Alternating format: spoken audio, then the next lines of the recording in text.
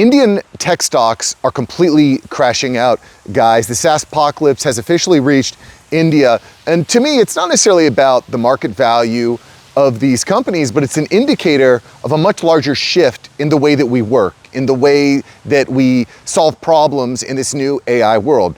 More on that in just a moment.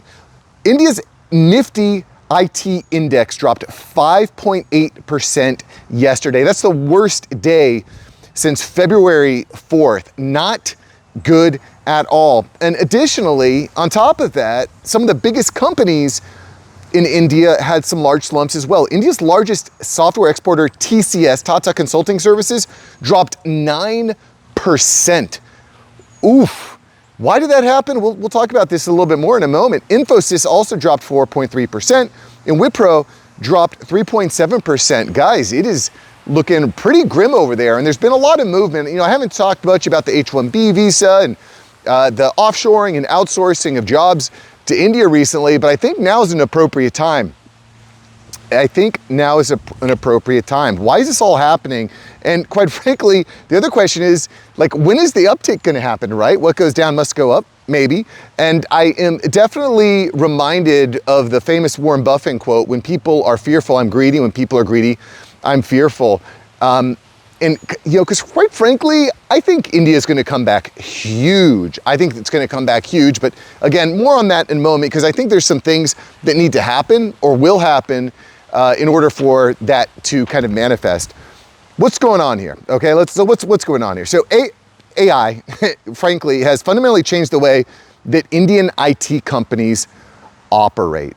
I'm reminded of a story where Google announced that it's using Claude to write 75% of its code now. And this coding, these kind of entry-level jobs, a lot of times were going to be handled by people in India.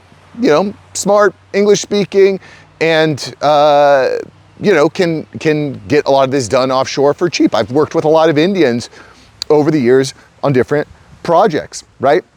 The problem is we have a fundamental shift away from this low-cost, labor-intensive software maintenance to a much more high-value AI integration. And we covered this in a story last week, I believe, where ClickUp, big software company, said that, hey, we're just going to fire 22% of our staff, and whoever's remaining is going to need to use AI agents to do their job. So you're going to go from just doing the job of one person to the job of 10, or maybe even 100 people leveraging these AI agents. And the people I think that that's going to impact a lot are going to be these guys and girls over in India who are kind of performing these entry-level jobs.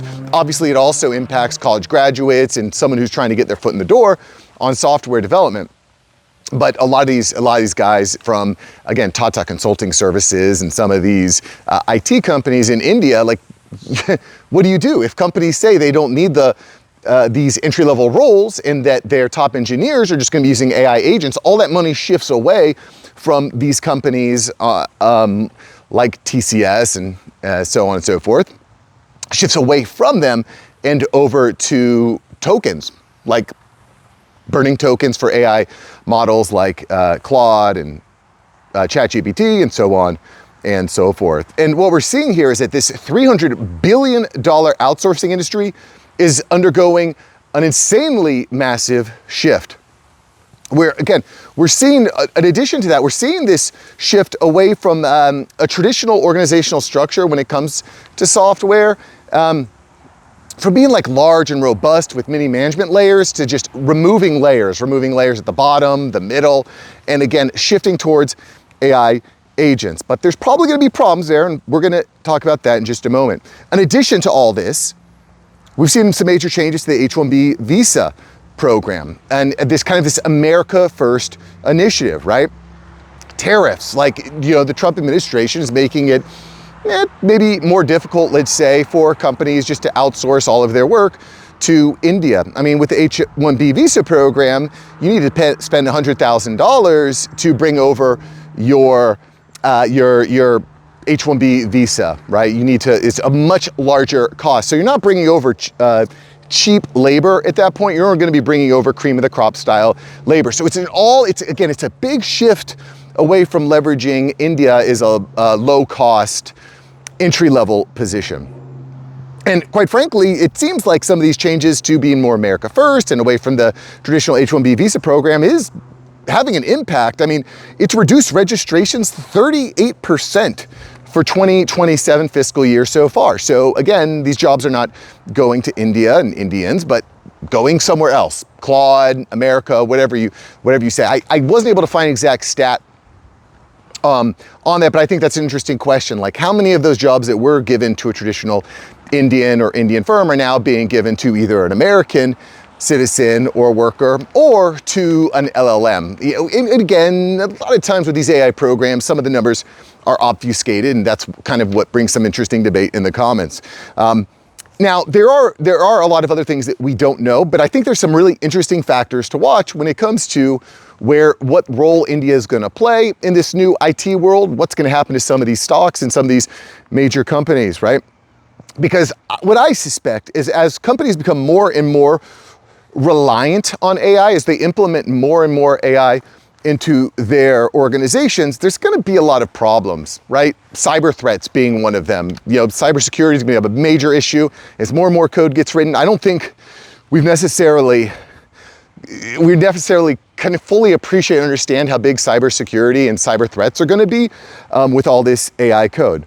In addition to that, we have stories of companies just churning tokens. I mean, we covered a story a couple days ago. I'll post a link to the video here where a company accidentally spent $500 million on AI tokens. Okay, so as you have these companies spending more money on AI tokens, it's going to become a problem which you're going to need to bring in more labor to fix. And I think that's probably going to be a niche. That's going to be a hole that these Indian IT firms are going to serve. We're going to help you out with your cyber.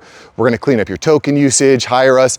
And again, I think when you're trying to build a business or trying to prove your value to an organization, one of the best ways to do that is saying, by hiring us, you're either going to save X money, and you're going to save more than you spend, or you're going to make more money. You're going to make more than you spend. Either of those is a really easy sell, and I think these companies like TCS are going to leverage that. We also look at AI investment, guys, because we've just seen crazy, crazy money going into India. Data centers, I mean, we talked about tens of billions of dollars being dedicated, Microsoft dedicated funds to upskilling 10 million Indian workers in AI. So I don't think that's going to completely dry out. But you know, with these, like, we're seeing a lot of the money that's going in and coming back out. And I have an interesting stat here from Morgan Stanley, and it's showing that while India is attracting a lot of foreign direct investment, in fact, 90.8 billion on a 12-month trailing basis ending January 2026, it's also up, that's up. They're getting more and more money into AI investment, but almost all that money is flowing out. So all the money that's going in is also going out the door as profits. And again, there's a much more America first type of mentality now. Again, tariffs and H-1B visa program, et cetera, et cetera.